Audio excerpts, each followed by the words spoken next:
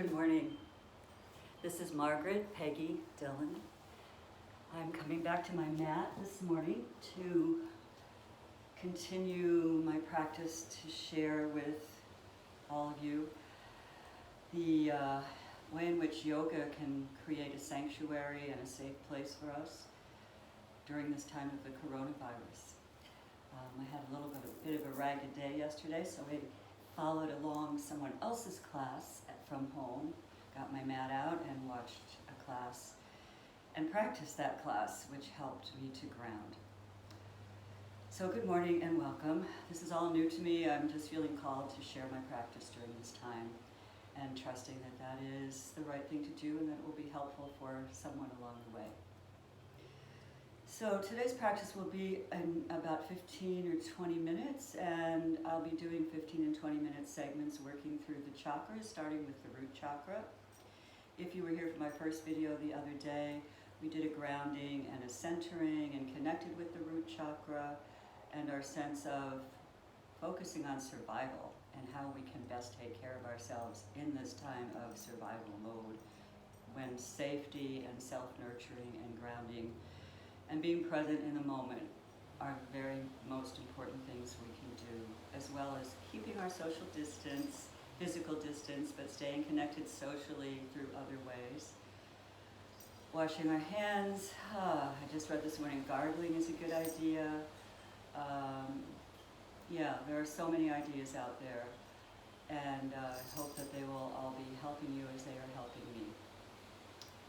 So I wanted to just mention the tools that I use that are part of creating my yoga sanctuary, and that would be to have my Buddha on my right, your left, my Buddha statue with a candle, my Kuan Yin on my left, your right, green Kuan Yin, who helps us to deal with suffering and helps to take away suffering when we implore her to do so or attend to ourselves in ways that ease suffering for ourselves, and that ripples out to ease suffering for others. I have a pair of mala beads that came from India, and when I get particularly stressed, I was raised Catholic, so I sometimes say Hail Marys on my mala beads, but just to finger the beads is an ancient tradition that can help to calm the mind and give the body something to focus on, using the fingers to just dance, move from one bead to the other. You can do two simultaneously, you can do one and go around the whole 108 beads. But if you have something similar, a rosary or something else you might use, I'm just sharing that I use that and it does help me. For our practice today, we may or may not use these tools, but I'd like to mention having a block or a book that you can use for support. We may do bridge today, and there will be an option for a supported bridge. So I recommend using the block on the lowest level. There is a higher one and even a higher one, but I tend to start with the lower one, and especially if you're not used to doing supported bridge. If it feels really low to you and you don't feel much comfort, you can turn it so that it's a little bit higher. So a block. Nice to have a blanket for when we are on our knees, or even to put on top of your yoga mat for when you're lying down. These are kind of comforts that help to make yoga a nurturing practice, a slow, sustained, nurturing practice. Also having a pillow of any kind that you can put underneath your knees and hips, upper legs, not hips, upper legs and knees and legs during Shavasana to allow your lower back to really feel supported and be able to ground into Mother Earth and feel cradled, really feel supported during Shavasana, as well as during the other postures we will do today for grounding, some on our back.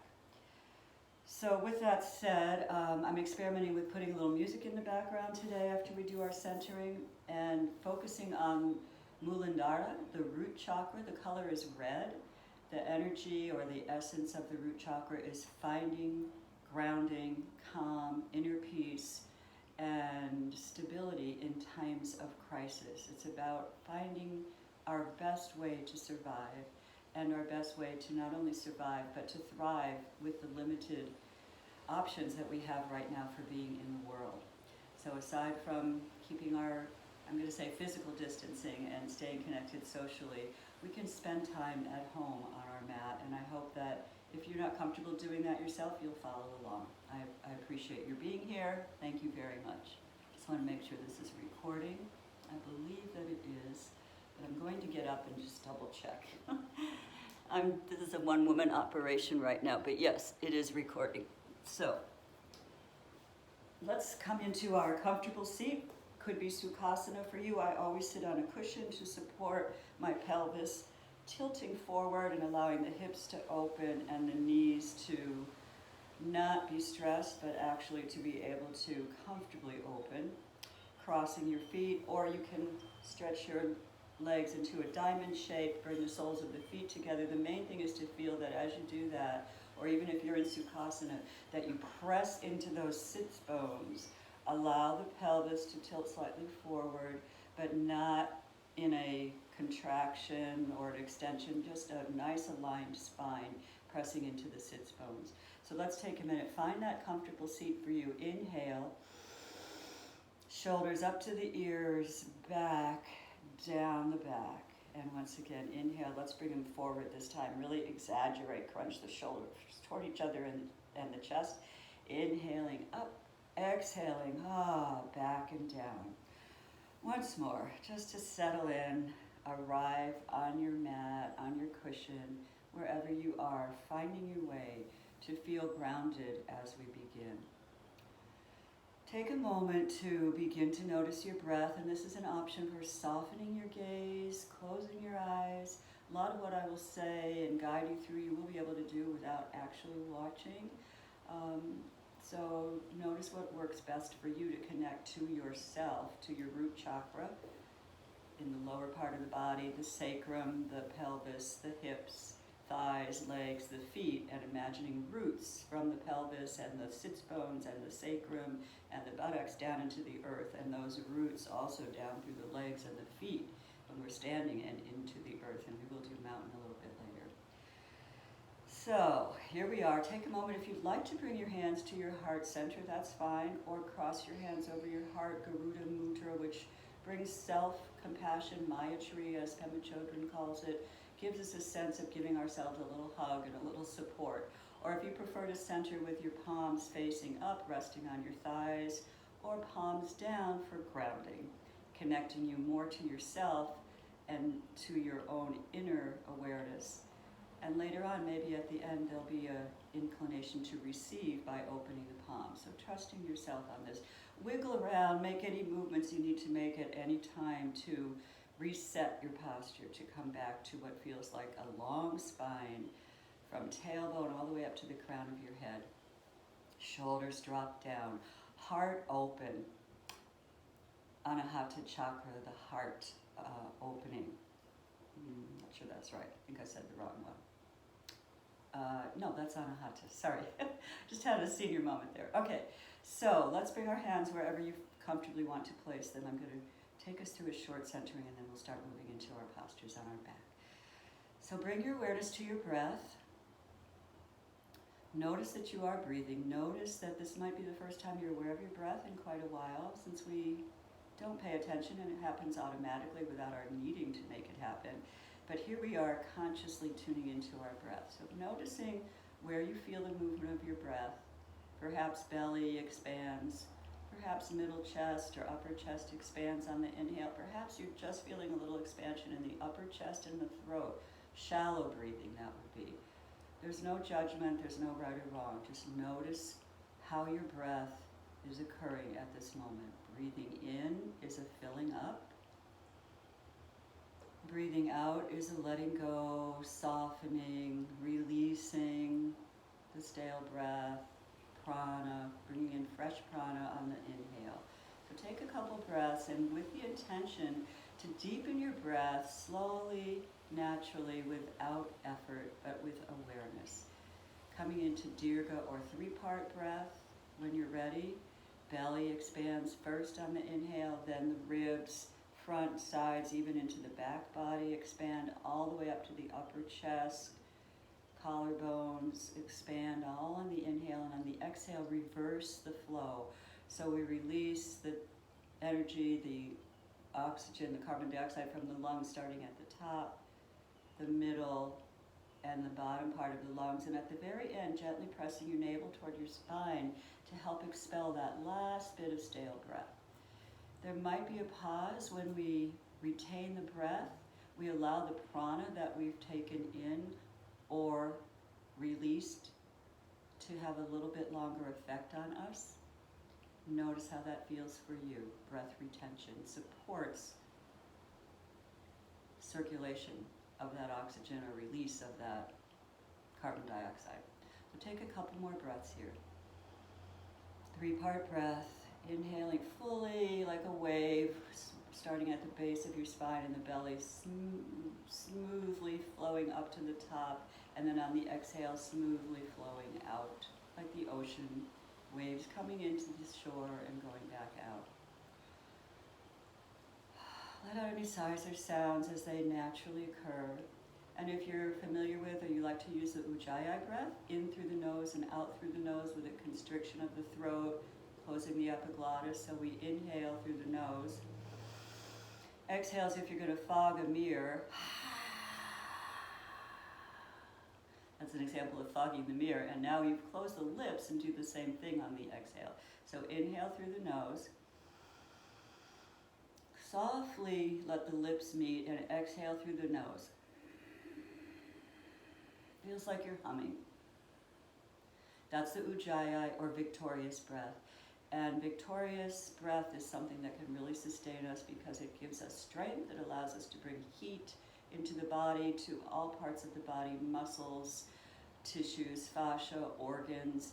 Gives us a sense of strength, sense of resolve, a sense of resilience. So Ujjayi breath is a very powerful breath that we use in yoga. So, as you feel ready, allow your breath to settle to whatever feels best for you. If you're going to use belly breathing, then it's just coming back to awareness of breathing into the belly, filling up, exhaling, releasing, or Ujjayi, your choice as we go through our practice. Take a moment to bring your hands to your heart center, and the intention I'm offering for today from myself out to all of you and to those in the larger world who may never see this video but would be willing to receive healing and support, is for us to be grounded in the present moment as much as we possibly can, to cultivate patience as we go through this pandemic in our country and throughout the world, to take good care of ourselves and those in our immediate environment by practicing all the precautions, to limit our time in the world, perhaps just, there's a beautiful breeze today here, stepping outside, looking for a bird, a flower, a beautiful rock or stone, a creature of any kind, really tuning into nature as a source of healing. Mother Nature will and does wish to help us heal. Add your intention if you have one. Breathing in, breathing out. Breathing in, I know I am breathing in. Breathing out, I know I am breathing out. Thich Nhat Hanh suggests that if you lose focus on your breath, to come back with that mantra. Breathing in, breathing out. Simple words that can help us stay attuned to our breath as we practice our yoga. And if you care to join me, we're going to do something called a mudra and a mantra connected to the root chakra today. So you link the two little fingers, the pinky fingers together. You just let the other fingers fold in, the thumb resting on the index finger, the other fingers curled in. And you bring those linked fingers close to your lower belly, to the area of the root chakra, pelvic area. And instead of Om, we're going to chant Lam. And you may just follow along with me and listen and take in the energetic vibration, or you could practice with me. So inhale. Lam, Lam, Lam. Notice if you notice a little connection in the pelvis, a little vibration. Lam, Lam, Lam, Lam, Lam, Lam. Take a moment to release the fingers and the hands, bring them to rest comfortably. Soften your gaze or close your eyes and just bring your awareness to the root chakra. And just notice if you feel connection there, maybe down through the hips, legs, feet, into the pelvis, buttocks, sits bones, lower back, lower belly. Awakening that root chakra so we can feel supported from within ourselves as well as from the various precautions we are taking. I'm going to add in some music today, so I'm experimenting with having some music in the background. I'm going to be stopping for a moment now and then to adjust the music if I need to. So if you're in a posture, you can just stay there and breathe. You can always come into child. And again, I'm going to focus on postures that will allow us to feel grounded.